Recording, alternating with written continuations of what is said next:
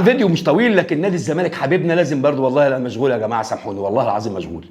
وطبعا ما فيش حاجه بتشغلنا عنكم غير الشديد القوي، ولا يقدر على القوي الا الشديد القوي. المهم الزمالك يا جماعه طبعا، ولازم مباراه السوبر ده اتمنى يكون جوميز محضر السيناريو اللي هيلعب بيه، الطريقه اللي هيلعب بيها ازاي، مين اللي هيلعب، الاوراق، البدايل، دكه البدلاء، مين التشكيل، لان المباراه دي هتفرق جدا جدا جدا مع الزمالك، مع نادينا العظيم، مع جمهورنا العظيم طيله السنه. يعني في اوقات انت بتقف وبتعلى وبتكمل، وفي اوقات انت بتقع وبتنكسر وبتقف. فاحنا ان شاء الله المباراه دي تكون مرحله انطلاقه، ان احنا نفوز وان احنا نفرح جماهيرنا، وان احنا نبتدي بدايه قويه جدا، خصوصا انك تلعب في المملكه العربيه السعوديه قدام جماهير هتبقى ممتعه، هتبقى كره. انا شايف ان احنا هنلعب كره حلوه ان شاء الله. بقى عندنا يا جماعه اسامي، بقى عندنا اسامي تقيله، بقى عندنا لعيبه دوليين ما بيخافوش، وده اهم نقطه اللي كان وعلى فكره الاهلي هيتاثر بغياب محمد عبد المنعم، وافتكروا كلامي، محمد عبد المنعم من اللعيبه اللي هتاثر.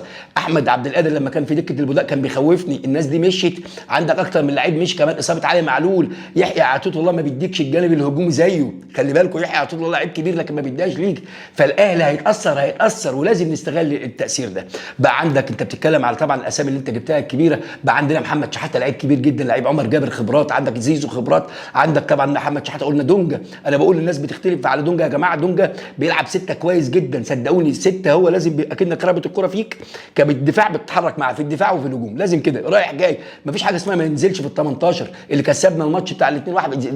شوف دونجا كان فين، شوف دونجا كان فين في الكره في الهجوم وفي الدفاع، كان شال كام كوره، فدونجا له دور مؤثر جدا.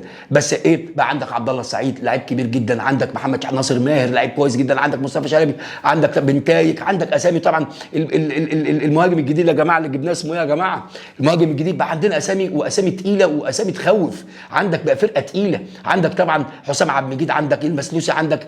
وطبعا يا جماعه لازم نتكلم يا جماعه ان نفسنا فتوح ربنا يا رب خلاص يا جماعه، والله العظيم طبعا انا ضد الكلام ده، ولو ملايين الدنيا ما تعودش الراجل اللي مات، ملايين الدنيا، لكن ربنا حلل الديه، حللها.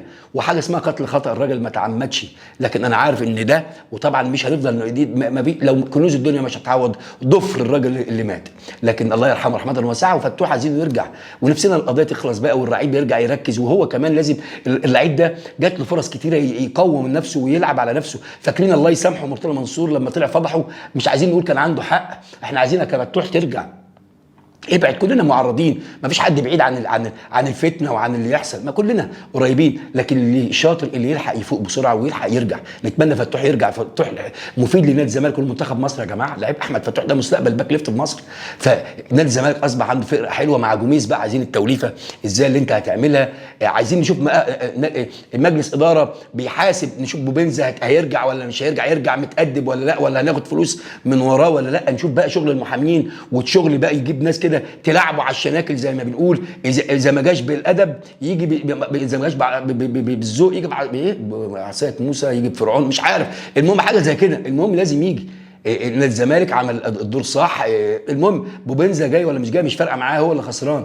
المهم نادي الزمالك داخل على مرحله مهمه جدا، اتمنى جوميز يكون محضر، اتمنى. انا بقى عندي فرقه بتلعب على الاستحواذ، نادي الزمالك استحوذ جميع مباراته الاخيره مع جوميز قدام الاهلي، انه كان بيستحوذ مع جوميز. ماتش السعوديه التحكيم والاخطاء التحكيميه بتاع الهدف امام عاشور، كنا احنا ماسكين المباراه 99%، وكنا اقرب احنا للفوز لولا ناصر منسي، اللي يا رب يبقى منسي بقى. ونتمنى الايام الجايه دي كل اللعيبه اللي على الدكه اللي مالهاش لازمه تمشي، اعملوا اوفر، اعملوا كومبو، وجبه كومبو، اللي يجي ياخد اللعيبه ويتكل على الله، اعملوا كومبو يا جماعه. في لعيبه انا فرحت اول ما لقيت رؤى بيمضي انا بدات اشم نفسي.